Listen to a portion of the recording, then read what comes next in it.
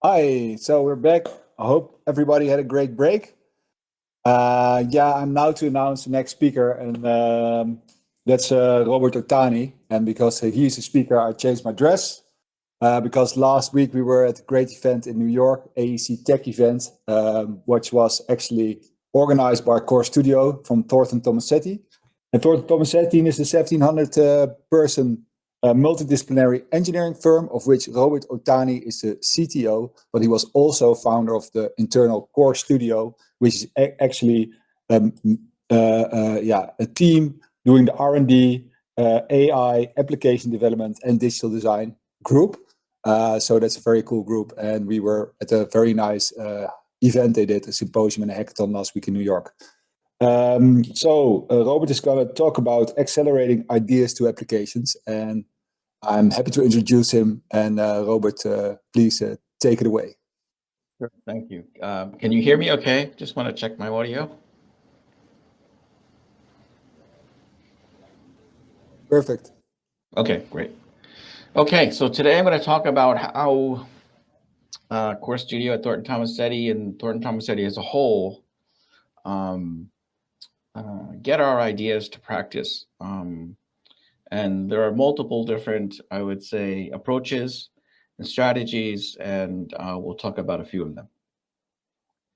So again, as mentioned, we're a large multidisciplinary firm across many offices, which actually adds to the complexity of how we aggregate ideas across these various locations and practices in a sort of organized way.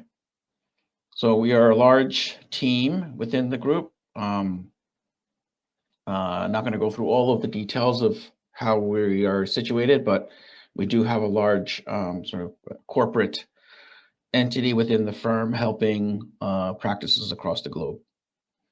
So first, let's talk about why we think that R&D and development is important for our business goals. And we think these are very critical aspects of what we do as a business engineering consultancy. And what we try to do is to impact, sort of those key aspects of the business goals by improving our workflows and upskilling the entire firm through technology. So this is a little bit of a confusing graph, but what this is really diagram, what this is really meant to show is that the idea of innovation and technology driving our business has always been at the root of Thornton-Tomasetti, as far as I can remember, which is when I started in 1995. And we've been able to, I would say, create new entities as it makes sense to, again, improve those goals that I had mentioned. And so, here you can see that, R&D has always been part of Thornton-Tomasetti, dating back to its origins 75 plus years ago. And we started the core R&D team in 2011, but it really started way before that. And then we've since then realized that there's a significant potential out there for bringing your ideas essentially to market. And this is sort of the twin entity, which we've actually spun out multiple companies into that, separate from Thornton-Tomasetti, into the world. And the other investor sort of entities, Twin IP and AEC Angels, is really looking ahead to making small investments into the future. A little bit of the timeline here. So 2001, I would say, we had started, we were still very conventional, I think, doing, AutoCAD mostly on our projects. But I will say our CEO and current chairman right now was making our teams essentially draw buildings in 3D, which was not required. But it was something that we saw value in. So it was essentially, we were doing BIM before BIM existed as a platform. So we understood that showing the complexity of a project in 3 dimensions was valuable for the contractors and for the design team as a whole to improve the outcomes of the project. Even before Core Studio, we had something called automation. And automation was about building mostly AutoCAD tools, custom tools that would do some level of translations or interoperability between the desktop programs at the time. But we saw a real opportunity in 2011, largely when parametric design, I think, was starting to gain traction within the industry amongst advanced teams. And we decided to leverage those technologies and create a team called the Advanced Computational Modeling Team. And essentially that team was mostly a modeling team. And but I think our leaders saw significant value in how we were able to very quickly iterate and rationalize projects faster and more accurately. And I'll fast forward to today, where we have a much larger team, which is much broader, much more impactful across the entire entity, entire company. Don't want to repeat this too much, but this is our goals. The big goal is really to drive the entire company forward through R&D. And I'm not going to go through what all Core Studio does. You can look it up on ChatGPT. It does actually a very good job. We've been developing applications for a very, very long time. And so I'm going to talk about how we've gotten there to these applications. So as was mentioned earlier, we also, we believe in community and transparency within the industry. And I think we've been hosting these AEC tech events since 2013.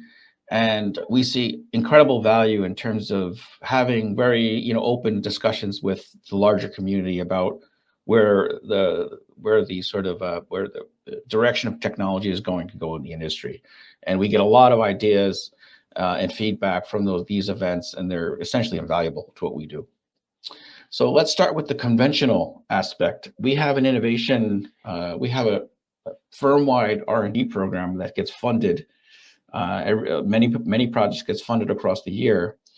And we have something called innovation tournaments throughout the year. And we didn't make this up. This is something that came out in the Wharton School of Business, which it's kind of like a hackathon, but a little bit more formalized and focused. So basically what we do, we go to an office, we get about 30 people involved. Usually that's a good size. We have an idea creation, which is kind of like a lightning round for hackathons. People get to submit their ideas, and then the people in the room actually vote on those projects, not the leaders of the organization, but their peers. And then they sort of work those projects up, and then we're able to potentially get funding for those projects. And it's a great event because, again, ideas come from all over the place, from all aspects of the firm, and for people that are trying to solve real problems in the industry. We do it in this way. We have a very formalized thought process. It's like what we call them quad charts. What's the idea? How are you going to get there? What's your business plan? What's the ROI? And how much money you're looking for? What other resources do you need to get to that goal? And so this is how we do it. And the ideas actually get chosen again by their peers, not by the organizing committee. And what this does is it allows the people on the ground sort of choose what they think is the most important aspect of our technology to solve a problem. Many of the ideas, most of the ideas are incremental ideas, small improvements to get to solve problems daily. Others all the way to the transformational ideas, which is really interesting, I think. And so one of the ideas here is, we created a software which is out in the public now. It's a separate company called Construe. This was an idea that some people in my group thought of back in 2000. This diagram was from 2011 of how we can essentially create a data schema that will talk in the most primitive aspects of geometry and analytical modeling to all of those different software that are used publicly. And we actually did that and created this software called Construe. That was an idea that went all the way to the end to a separate company. Another one is T2D2, which is started out as an R&D idea that was about computer vision and detecting facade damage. In 2017, in 2021, we released that company as a separate startup called T2D2.ai, and they're off and running and doing having a lot of success. Another one, which was something called, which started a long time ago, probably before, I'm going to say, sometimes in the 2000, actually it was way before that. Thornton-Tomasetti had a advanced structural analysis software called Flex, and that spun out into a company called PZ Flex, and then was rebranded OnScale, and OnScale was recently acquired by Ansys for a very, very large sum of money. And that was, again, something that was an intellectual property that started at Thornton-Tomasetti that made its way out into the public realm. So those are the sort of the extreme cases of R&D. So let's just talk about day-to-day problems. Structural steel analysis. There are the programs that are externally most popular today, commercially available, are very slow. They are not parametric. They're take probably 2 to 3 hours just to get one single run up and going. We created a web application called Skipper that can do everything that the commercial software can do in a cloud platform parametrically, very, very fast, and more. It actually does significantly more vibration analysis than what the commercial software can do.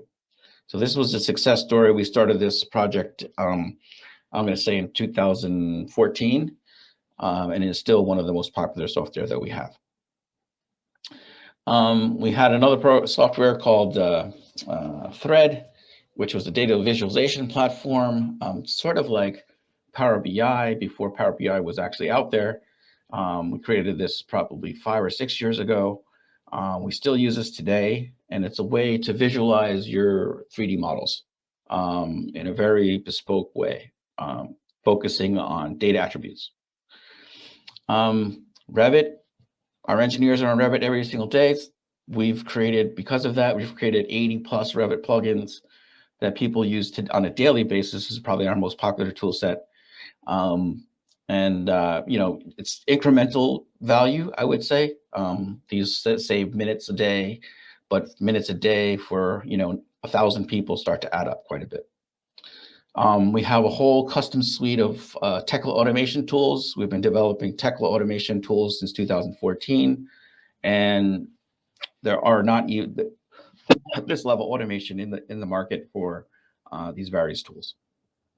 This is an example. So what this does is it takes a unconnected Tekla model and utilizes the data attributes of forces in the model, and with a couple of clicks, actually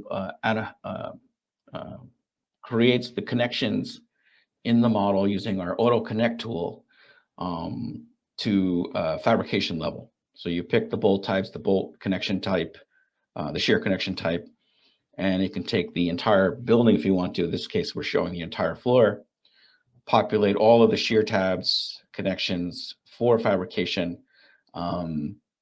That would normally take, you know, someone manually doing this, you know, probably a day's worth of work. So something that we've created a tool that can do things, you know, 10 to 100 times faster than what a person can do.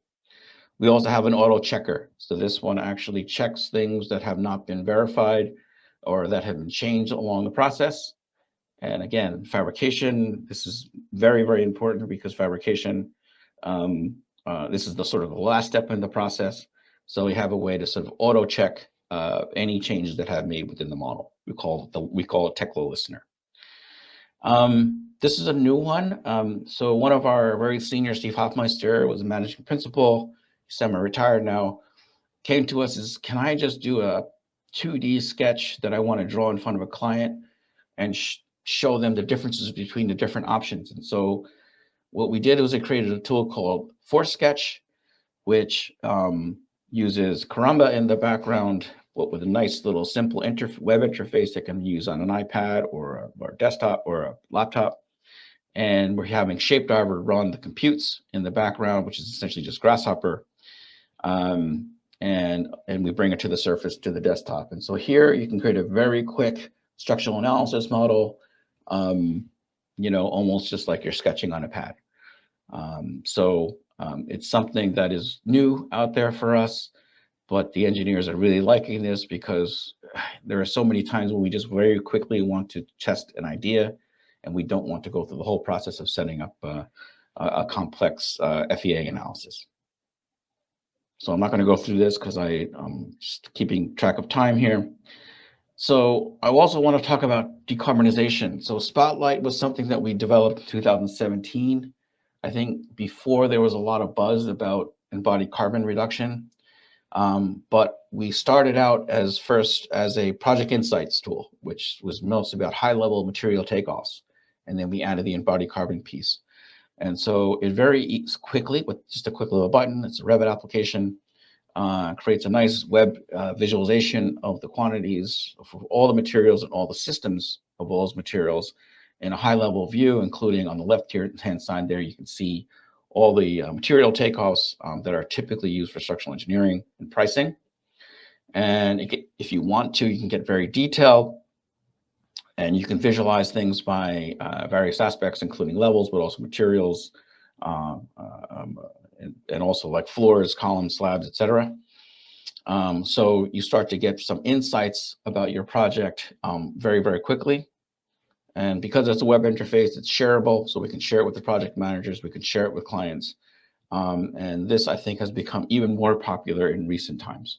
So this is just a quick demo. This is a project that I worked on at Yale University called the Sci Center. It's a simple, well, it's not a very simple project, a very complicated project, but this is a simple video showing how it's done. With one click of a button, you get all the quantities, uses, takes off, embodied carbon, and high-level cost metrics as well. And then we open sourced a version of this called Beacon.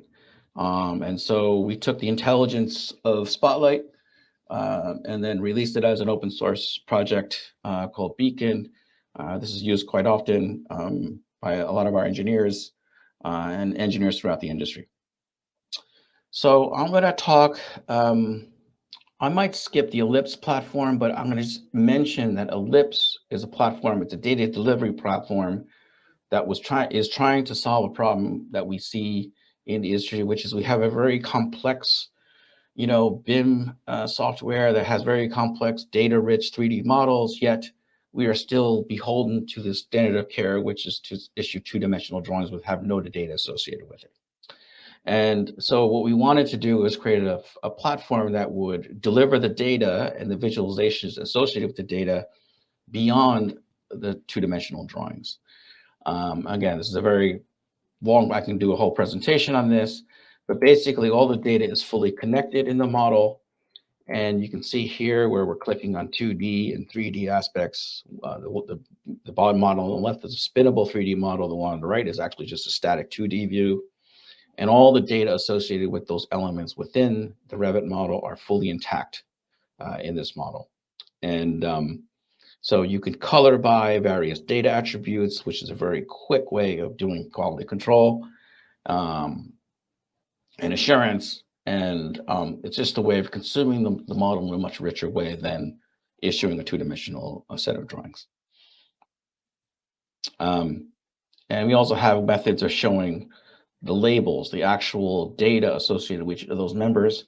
Again, this is we left it very flexible to how people will want to consume this drawing, and we see this as the future method of delivering information to subcontractors.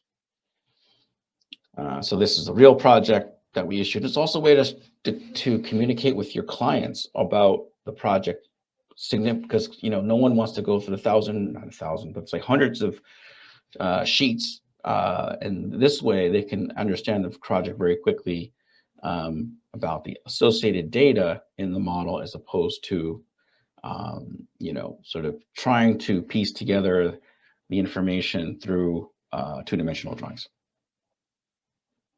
And there's the project that you just saw there at Ohio State University. And people can actually try this. So you can go to Ellipse www.ellipse.studio, and actually sign up and try this as anyone can try this. It's open, it's free right now.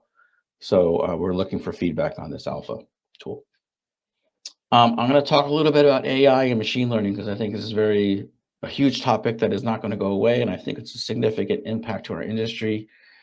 And I will say the one really important aspect of having a studio dedicated to R&D and application development is that it allows us to take some risks along the way or some bets along the way that may not be, I would say, completely understood by the very senior people at our company. So in 2015, we started to research machine learning, and one of the developers in my group, Dan Reynolds, and his wife, actually, Katie, was a data scientist, or is a data scientist, and he explained to me what machine learning was about data and fitting, basically algorithms that learn from the data. And I said, that aspect, if you take it literally, is actually what humans do on a daily basis.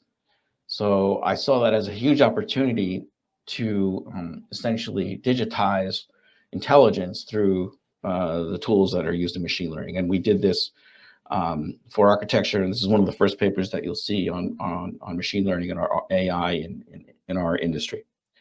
So this is my statement. I think it's a significant, powerful technology because I think it touches many aspects of our company beyond just the technical aspect. There's going to be aspects of marketing, aspects of finance, aspects of human resources that actually get impacted by AI. And the question is how can we capture the knowledge of the entire firm through essentially AI and digitization? So there's some really good articles out there about why companies should be researching AI, and I think this is a good diagram here of how this blue line, which is where we think we are. Again, you can see the effort required to understand how it can best impact your firm takes a long time. Machine learning takes a long time. Creating an infrastructure for machine learning, as well as deploying machine learning models, storing machine learning models, and essentially what they call these days ML ops is a significant undertaking, but the gains are significant, and we feel like that's where we want to be. This is kind of where we think we are. And again, even if the curve is half right, it's a significant impact compared to some potentially of our other competitors who are not investing in this type of workflow. So in 2017, we took what we learned in 2015 and created a web application called Asterisk. This application would be able to design a building in under a minute, all using machine learning, basically sizing all of the structure at a high level, just from the massing. This is for a tall building, just from the perimeter massing as well as the interior core layouts. And we had a sort of pre-processing geometry wireframing kernel, and then we would apply the machine learning models to all those elements that you see. And it wasn't 100% perfect. No machine learning model will ever be 100% perfect, but by definition. But as a qualitative tool, it was significant. It is, as we still use it today, is significantly powerful. What we're doing now is creating more bespoke versions of this application, but it was, I would say, significantly before its time. And engineers are now finally getting comfortable with how to leverage, I would say, early design information such as this. And so it was creating real information, real structural sizing for both steel and concrete buildings. And we also had a way to sort of review all of those designs using a multi-objective graph system, similar to the tool that we created a long time ago called Design Explorer. I'm not going to go too much into the specifics of AI, but I wanted to show them some examples of where we are now. So this is a shear wall. For the engineers out there, you may recognize this diagram as a PM diagram. So basically on the left side here is the axial force, and the right side is the moment. Every shear wall, or even column for that matter, has this diagram shape. All of those dots are data points. So 400 million data points to create this machine learning model for shear walls. So somewhere in those 400 million dots and data points is going to be a shear wall that will work for your project. Basically, that's the idea of machine learning. That's what it can do. And now we have a very simple web application that can, with a very simple UI, that you can actually go through and start to do these studies of shear walls in a pretty complex way. When something like this would take an engineer, days to do. We have a similar tool for trusses, and we have probably 30 machine learning models that will be used throughout the industry. Hi, Robert. Yep. Really nice presentation. I Sure. think you can stay talking probably for the entire day and evening. I probably could. But it's really impressive, all the work, and also very nicely introduced. Shall we do one or two questions? Sure. Yeah. Yeah. So there's one question from Rob Klaasens. He asks, what kind of framework do you use to create your web apps, like the Force Sketch example? Oh, okay. So, I'm not the software developer. I am the sort of organizer of the software development team. I'm a structural engineer. So, that question should be directed to our development team. What my role is in the company is to basically connect the resources and to find the opportunities that best fit, sort of our development. So I'm not a software developer. I know enough to be dangerous, but in terms of the frameworks, just reach out to me and I'll be able to hook you up with the right people. Thanks. And then maybe I can group them a bit. There's one or a few questions on, the R in R&D is research. Is that conflicting with putting a business case forward? Does it always have to be with a high ROE, all the initiatives you do? It doesn't always. I will say the success of the program is that the ideas that typically come from our engineers are always good ideas. There's only been a couple of times when ideas have gone completely flat, and that's okay. I think that's okay for our research. As long as we allow the people to sort of go beyond their day-to-day work, it's very important. So that's okay. And on the other side, there's, I guess, a lot of technology possible to spin out. So there are great applications developed. How do you choose what goes externally and what stays internally, and how do you go about? Yeah, I think that's the most difficult question, is when do you keep something in-house for, to get the significant gains that resulted from the ideas you created. I think our thought process is that if we think there are greater gains outside of Thornton-Tomasetti, in terms of monetary valuation, or even in terms of moving the industry forward, we had that does also play into our what we think is once gets spun out of the company. Yeah. And so, for instance, the Beacon project, you said it was open source. Why did you open source that project? Yeah, I think it was because we open sourced that in 2020, I believe, when people started to talk about it, and we've always been very sort of I would say in front of embodied carbon in the industry, and so we felt like in order to make any kind of real change in the industry, we needed the other engineers outside of Thornton-Tomasetti to have access to this. So in addition to, by the way, Beacon, we also did all of the software, or most of the software development for the SE2050.org website, which is an ASCE SEI. It's an American Society of Civil Engineering organization that is sort of opened up a portal for people to report their embodied carbon. Oh, yeah. So maybe a final question about this one is Skipper, for instance, also possible to use outside of Thornton-Tomasetti? It's not. That was one that we kept in-house. I have opened it up on a case-by-case basis to other engineers, just to try it.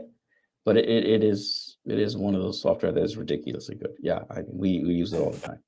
Yeah. Cool. Well, thank you very much, Robert, for your time and this very, very interesting talk. Yeah, let's keep in touch, and thanks for your contribution. Yeah, and that's a great shirt you have on there too, by the way. Thank you very much. Have a good day. Ciao, ciao. Take care. Bye-bye.